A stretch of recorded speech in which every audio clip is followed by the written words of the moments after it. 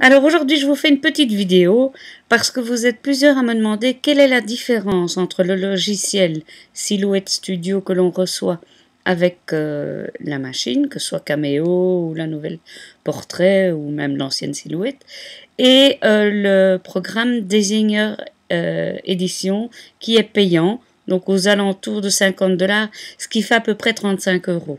Et qu'on peut acheter en ligne sur le site Silhouette America. Vous aurez la version française, ne vous inquiétez pas. Alors, si on part d'ici en haut, alors, ce qu'il y a de nouveau, on va commencer par ceci, c'est la fonction diamant. Diamant, c'est pour quand vous voulez faire des applications de strass et faire des caches. Sûrement qu'on aura d'autres idées pour utiliser cette fonction-là, mais pour le moment, c'est à ça que ça sert. Je n'ai jamais utilisé parce que franchement, les strass sur les vêtements, c'est pas trop mon truc. Mais par contre, c'est intéressant pour celles qui veulent en créer. Et je suis sûre qu'on va trouver une fonction à ça bien vite. Une autre fonction, bien entendu. Alors, comment ça marche? Eh bien, je vais tracer un rectangle. Imaginons que vous vouliez, même un carré carrément, non un rectangle, voilà. Imaginons que vous vouliez faire un rectangle, peu importe. J'imagine que vous aurez beaucoup d'imagination pour faire d'autres formes. Donc vous pouvez décider de mettre des strass uniquement sur le bord, voilà. Ou bien de remplir de manière linéaire, en ligne donc. Ou bien de remplir en partant du centre vers les extrêmes. Vous pouvez aussi décider la taille de vos strass. Ça dépendra des strass que vous avez ou que vous choisissez. Voilà. Vous avez l'opportunité aussi de décider de l'espace que vous mettrez entre vos diamants. Hop, hop, hop, hop, hop, hop, plus ou moins écarté, plus ou moins rapproché. Voilà, c'est vous qui décidez. Maintenant, ce qui est chouette aussi, c'est que vous pouvez dessiner un motif en mettant vous-même en un seul clic des strass. Je sais pas moi, hein, je vais faire, voilà. Mais plus facile encore, je m'arrête là, je prends à main levée.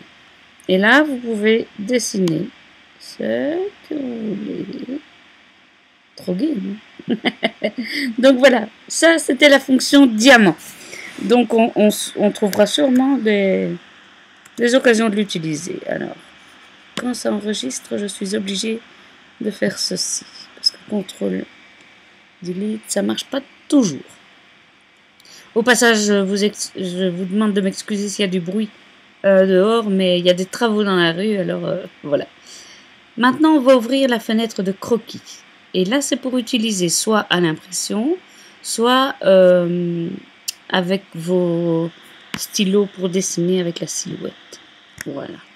Donc, j'ai tracé un cercle, je le sélectionne, et donc je peux faire une trace de croquis simple, ce qui équivaut à une trace noire, ou bien un graphique un gribouillis en continu, en gribouillage carrément, stylo, crayon. Puis alors vous pouvez aussi remplir le croquis avec des points en croix, donc un genre de quadrillage, en diamant, en forme de grille, en gribouillage, en zigzag, etc., etc. Vous avez en plus des options avancées dans lesquelles je ne me suis pas encore aventurée une chose à la fois, mais je trouve que c'est déjà pas mal parce que ça permet beaucoup de choses.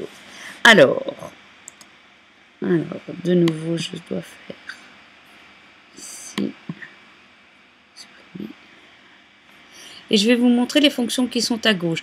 Alors, l'option couteau, vous la connaissez un petit peu, hein. J'ai déjà fait une vidéo là-dessus. Si vous voulez la voir, vous pouvez aller sur mon... sur ma chaîne TV. Alors, ici, je vais vous montrer la gomme. Alors, la gomme. Alors, vous avez une gomme carrée ou une gomme ronde. Vous pouvez décider de la largeur de votre gomme. Voilà. Voilà. Imaginons que je fais une gomme comme ça. Et je vais gommer une partie de mon carré. Voilà, voilà. Bien. Alors maintenant, comme j'ai sélectionné ici en dessous des contours, une fois le travail fait, j'aurai une figure ouverte. Si je veux couper, ben j'aurai ça. C'est tout. Bon, ce qui peut me permettre de créer éventuellement, avec un peu d'imagination, hop, pourquoi pas un coin photo dans ma page pour y insérer une photo. Pourquoi pas? Et je fais ainsi 4 coins et j'ai 4 coins pour insérer ma photo comme dans les albums anciens. Maintenant, ce que je peux faire aussi, donc je vais essayer d'enlever ça. Voilà. Ce que je peux faire aussi, c'est choisir. Voilà. Ah ben voilà, je l'ai. Je vais prendre une gomme ronde pour changer. D'obtenir un solide à la fin de mon gommage. Vous allez comprendre. Voilà. Je gomme, je gomme, je gomme, je gomme. Je gomme encore. Et voilà. Donc il va suivre le gommage que j'ai fait. Et il va me faire une figure fermée que je pourrai découper. Voilà. Bah écoutez, ce sont les grandes priorités. Je vais juste peut-être montrer vite fait ce qu'on peut faire avec le couteau. Un petit rappel. Alors je prends mon couteau. On va y aller vite hein, parce qu'il y a une vidéo rien que là-dessus. Donc je peux couper avec un trait droit. Hop. Voilà. Et j'obtiens de nouveau ici soit des solides, soit des contours. Moi j'ai choisi solide. Et hop. Soit une courbe. Voilà, voilà. Oui, non, je dois la créer. Passe-t-il? Ah oui. Je ne suis pas encore habituée aux courbes. Ça viendra. Voilà. Évidemment, j'ai pas fini ma courbe comme il fallait.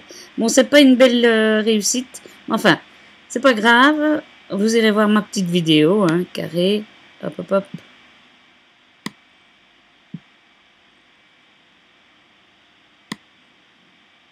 Voilà, etc., etc. C'est très chouette cet outil-là et c'est pourquoi j'y avais consacré une vidéo entière. Excusez-moi pour cette fin de vidéo un petit peu acrobatique. Voilà, je vous souhaite en tout cas une belle journée. J'espère que ça vous aura aidé. Sachez aussi que la majorité de mes vidéos sont faites sur ce programme-là parce que j'ignore pourquoi je n'arrive pas à avoir les deux sur mon ordinateur. Et donc, chaque petite vidéo que je vous propose, c'est en utilisant Designer Edition. Autrement dit, peut-être je vais utiliser des outils que vous n'auriez pas sur le vôtre. Je vous prie de m'en excuser. Je fais de mon mieux pour utiliser les outils classiques. Mais parfois, j'oublie que ça fait partie, tellement j'en ai l'habitude. Voilà, mais j'espère que ça vous aide. Faites-moi des retours, posez-moi des questions, n'hésitez pas.